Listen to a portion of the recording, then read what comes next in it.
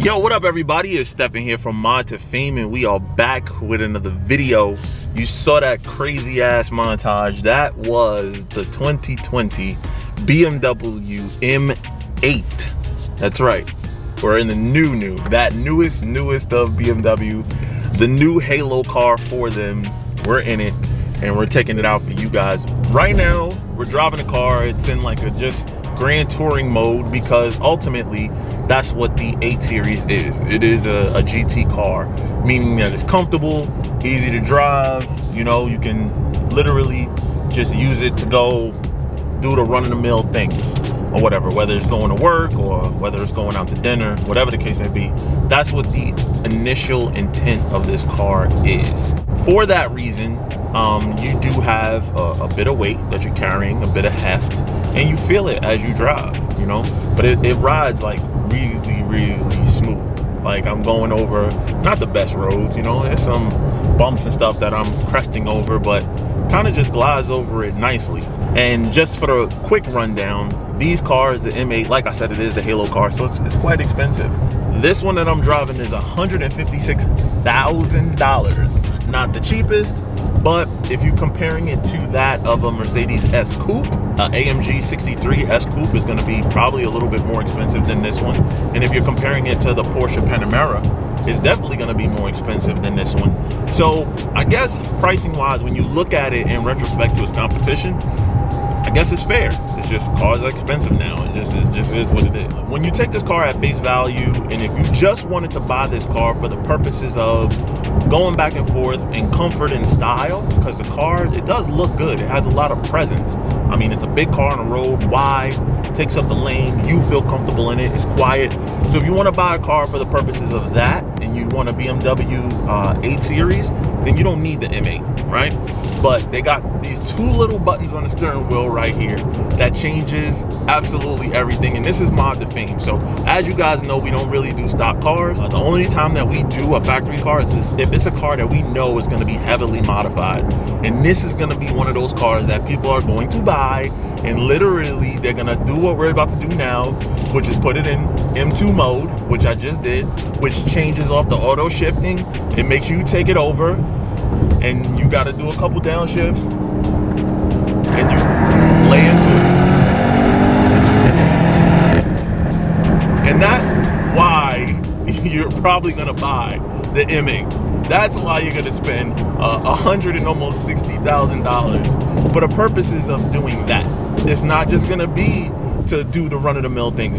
Yes, it does the run-of-the-mill things well, but more than likely it's because when you go out on that empty road by yourself on that Saturday, Sunday morning, this is what you're going to be doing. To that point, the M8 has the same exact specs as the F90 M5, which is that V8 twin turbo making 617 horsepower in the competition and around 550-ish torque. So what does that mean, Steph? That means that you got a pretty powerful car from the factory.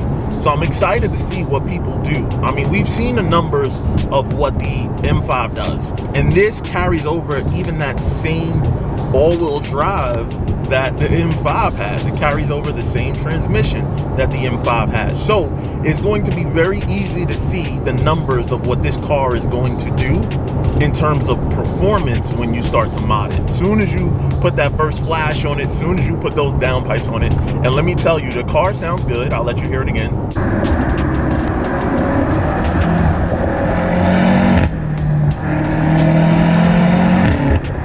And in between shifts, it does the nice little pops and burbles. And then you go on downshift, same thing. Sounds good. You know what I mean?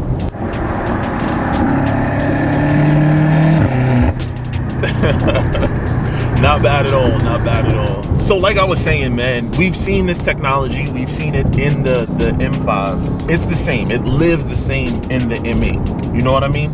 You're not losing anything by, ooh.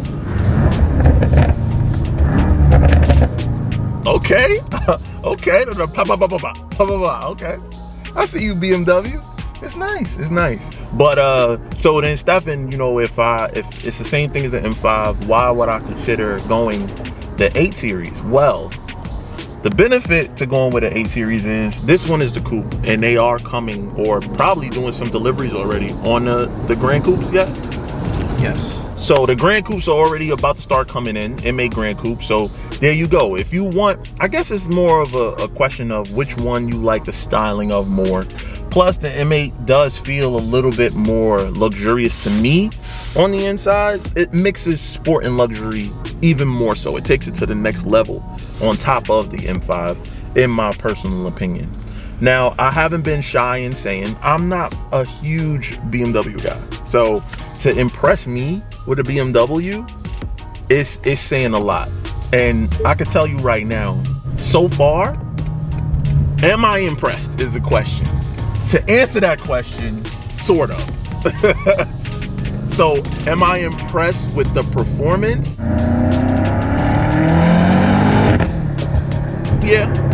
Yeah, the performance is definitely impressive. The way that it moves this much weight.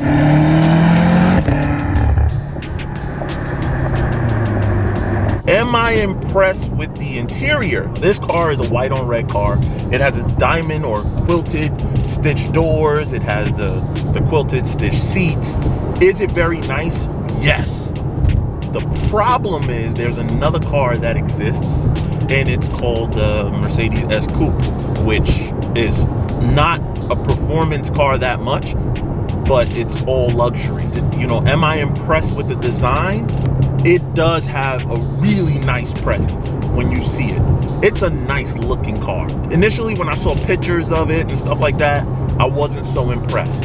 After like seeing it in person, spending a little bit of time with it, looking at it, analyzing it, it makes a lot of sense. And this car is gonna look really good when those of you who buy it, lower it, you know, maybe put some wheels, and even if you don't put wheels, maybe put like some hub-centric spacers to push out the wheels a little bit. Once you do those things, this is going to be a very, very aggressive looking car.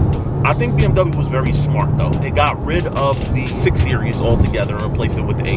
Because I can tell you right now, if a 6 Series existed and this existed, this wouldn't make sense.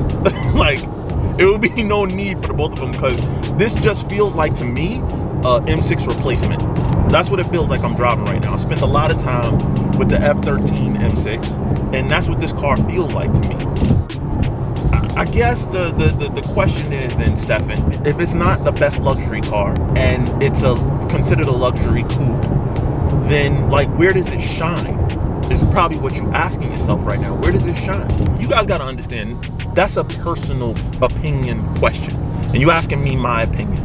And I believe where this car is going to shine for someone is the ability to make it move, in terms of modifying it. If you want to make it like super like fast for such a big heavy car, there's a huge aftermarket. Even BMW itself supports its aftermarket by offering a competition model. To me, I guess that's where it shines. BMW is still the, you know, they say it's the ultimate driver's machine, and until you go to Porsche, it is. But seriously, guys, it is. It's like, I could tell this is a driver's car. You know what I mean? Am I going crazy? Am I going dumb? No, because it's, you know, the afternoon and whatever. I mean, I'm giving y'all a little bit of feel for it. I could tell it's a cool car. It is a cool car. The positives I could say is the look and the performance. Both of those are very good for this car. Disclaimer, guys, I am not a regular car review channel. So if you want the exact specifications on how the radio turns up and how all the buttons work and how all the features work, then go find one of those videos. There are plenty of them out there. My perspective on this car is what is it going to be like as a buildable platform? And I could assure you, if you're buying it as a buildable platform, you are not going to be disappointed, my good sir and my good madam. You're not going to be disappointed, because I can tell there's a lot of meat left on this bone for crazy people like you and I that say, you know, I want to go faster than 617 horsepower. I can tell you right now, you know, there's us crazy people. But special shout out to BMW of Bayshore, located in Bayshore, Long Island. for supplying me this brand new 2020 car, you know, with, you know, a couple delivery miles on it only. You know what I mean? That's pretty dope. I appreciate you guys. Another reason why I'm not really going to, you know, go too crazy. But I'm gonna leave that for you guys to get the car and decide if that's what, you know, you want to do. You want to build it, you want to go crazy with it. You can have some fun. The all-wheel drive system, just like the M5, can be turned off. And you can go, you know, you can do your drifting, you can do all of that stuff. You know, do you want to do that in a $160,000 car? Maybe you crazy. I don't know.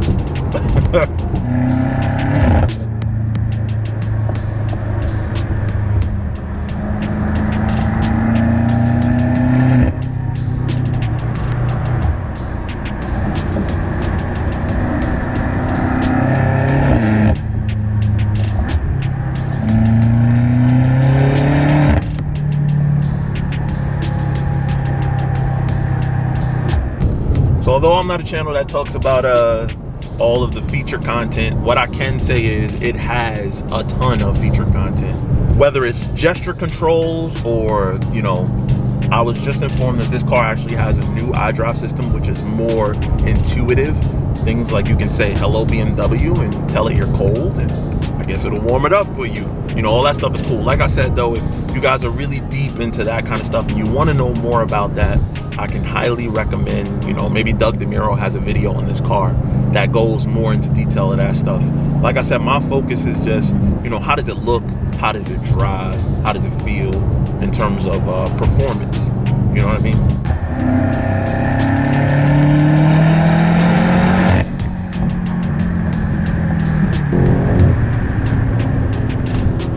Yo, the funny thing is how they program in all that verbals and shifts and all that stuff from the factory. That stuff is funny as hell, man.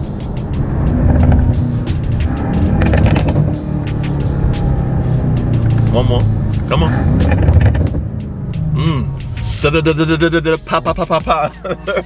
I like it though. Overall, I guess I could say, you know, all in all, I like the car. It's a nice car. I'm gonna give you guys a little bit more feedback once I get my thoughts together after driving it. Sometimes it's hard to give you guys my exact feeling prior to spending a little bit of time away from the car. But we are under an underpass, so now is a perfect opportunity to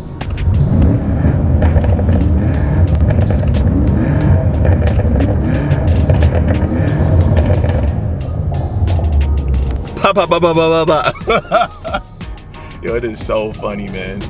Unfortunately, guys, I did not bring my draggy with me, but I did that on purpose because, like I said, it is a dealer car, so somebody is gonna buy this car. So I don't necessarily want to do launches and all that kind of stuff to try to get you guys the 0 to 60s and the quarter miles. But, you know, one of our friends is definitely probably gonna buy this car, and I promise you guys, when that time comes, I will do that for you. I will get that information for you so you can have that information and know. Well, guys, it's a new day. I took a little time with myself to decide how I felt about the new BMW M8. And in summation, this is what I guess I have to say. The car itself, as a car, is a really nice car. It's a great package. It's put together well. But something about this car does not move me or like excite me in any way. And I think it's because it doesn't feel like anything different than the rest of the BMW lineup. It feels like it's the same as a M4, just with a V8, or, you know, and yes, the materials are nicer. The layout, the dash is kind of similar, so I can't even say that. That's, you know, the materials are nicer. The power delivery is more. The sound is, I can't really say more either. But I'm sorry, man, if I'm gonna spend that much money on the top of the line vehicle, then guess what? I want to feel as if I am in the top of the line vehicle. That's what I'm investing in the brand for. That's why I'm choosing to go with your brand, and that's why I'm choosing your Halo product for your brand. It does not feel like a Halo car.